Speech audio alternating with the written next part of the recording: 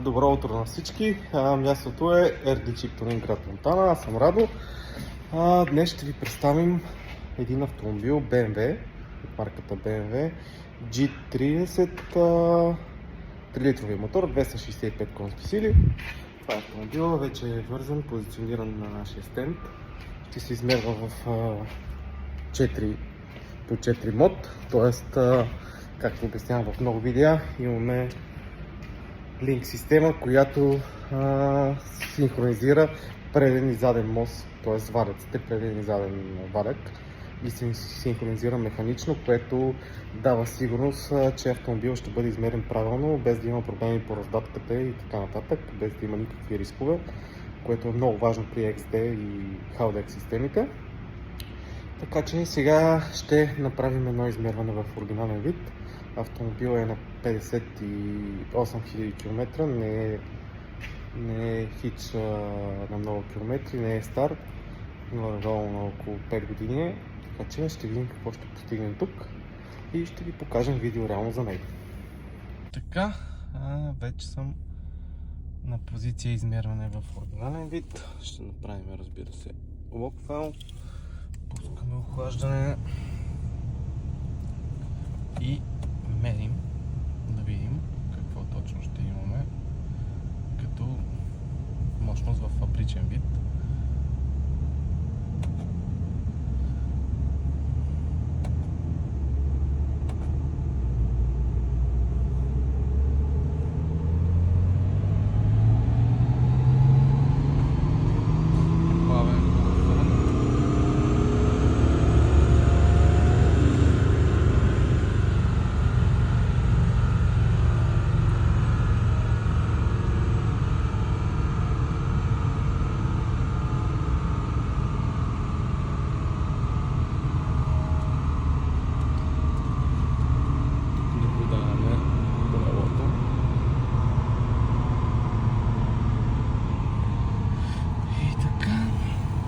Спираме локфайла, аподваме, за да проверим всичко дали е окей. И сега ще видим какво имаме тук. 264 конски сили и 637 Нм, което е добре. Автомобила си вади това, което е от завода производител. Графиката му е добре. Така че преглеждаме локфайл и напред. Така, тук ще калибрираме и спорт дисплея на автомобила, т.е. след модификация той става около 700 плюс Нм, така че тук ще променим това нещо, за да може да се виждат реално ньютонметрите при него. След това ще ви покажем как точно показва след калибриране на въпросния дисплей. Така че ще го вкараме в видеото, нали, въпросното нещо, за да стане ясно на всички хора какво точно се случва. Ето и как изглежда вече калибрираният спорт дисплей. Ще отчита 720 Нм вече и до 400 конски сили. Като това, което аз имам като виждане на въпросния дисплей, е, че ньютонметрите горе-долу са вярни, но конските сили почти никога не са вярни спрямо това, което измерваме като мощност. Винаги показва нереално. И така вече ще измервам автомобила в вариант модифициран.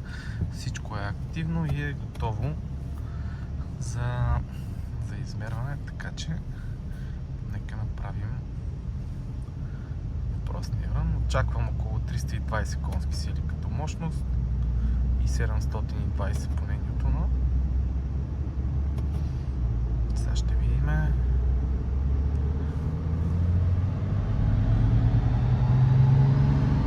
В рън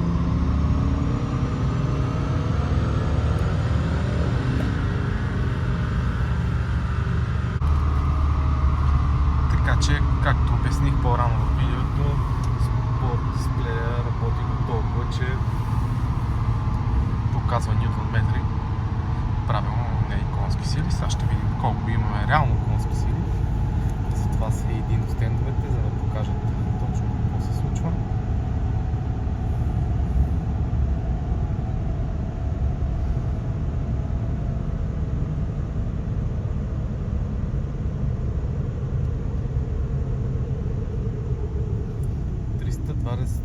Конски сили и 725 Нм, доста добър резултат имаме. Графиката е добра, нямаме някакви аномалии, само да я отцветя в малко по-видими цветове.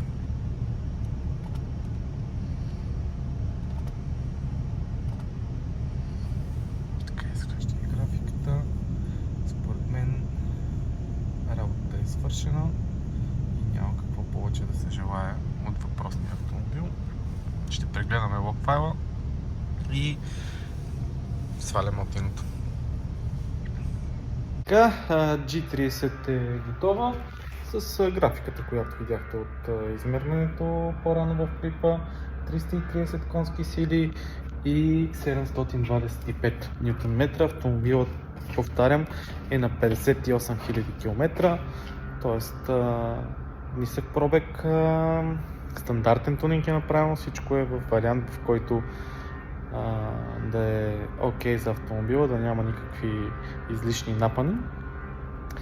И така, представи се добре. Ще опитам малко да се поиграе с спорт дисплея, така че да го нагодя да показва точно.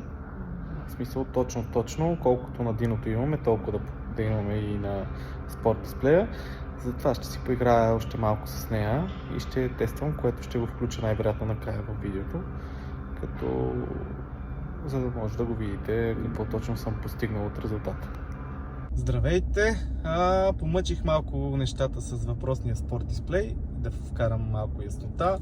Оправих го да показвам и в HP това, което имаме на диното, може да видите. Вече всичко е наред с него, така че мисля, че автомобилът е напълно завършен.